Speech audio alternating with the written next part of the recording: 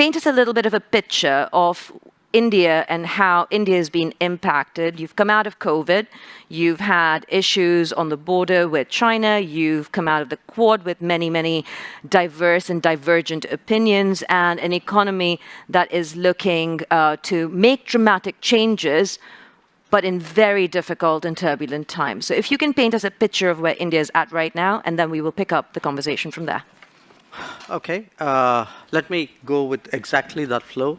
I think, yes, we are largely out of the COVID, though it never quite goes away.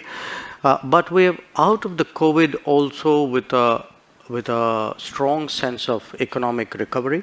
I think there's a lot of optimism about rebuilding, and not just rebuilding, but actually leapfrogging in many areas, particularly digital. I think we handled it very prudently. I almost am tempted to say smartly in terms of the financial responses, which was we didn't blow the bank in responding. We intervened where we had to, and very effectively.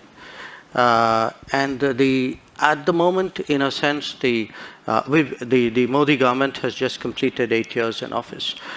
And what we have done in those 8 years is really to, I would say, build almost I would say, a social welfare society at a speed and a scale which the world hasn't seen. And in some ways, the COVID has actually hastened that. I mean, we are, for example, as an example, we are giving food support to 800 million people. And we've been doing this for more than 2 years. So that's like the population of the US and EU put together.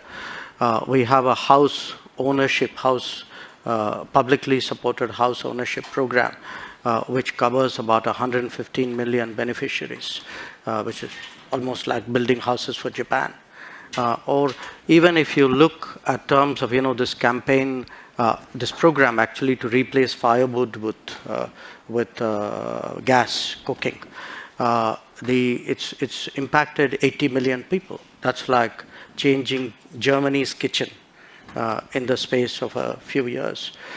So there's a lot going on there. And why I mention that is many of the global developments today have the potential of actually putting that under stress. Your second reference was to China. Yes, we are going through a particularly difficult patch in our relationship with China. We've had differences in the past, but we've never had a situation where, after 1962, where really agreements on not bringing forces to the border have been disregarded. A very large number of forces have been brought to the border. We've had a clash. People have died. And this has not happened now. It happened 2 years ago. So in a sense, it's a bit of a diversion, but it's also a useful reminder to Europe that there were other things happening in the rest of the world which sometimes Europe perhaps doesn't pay enough attention to.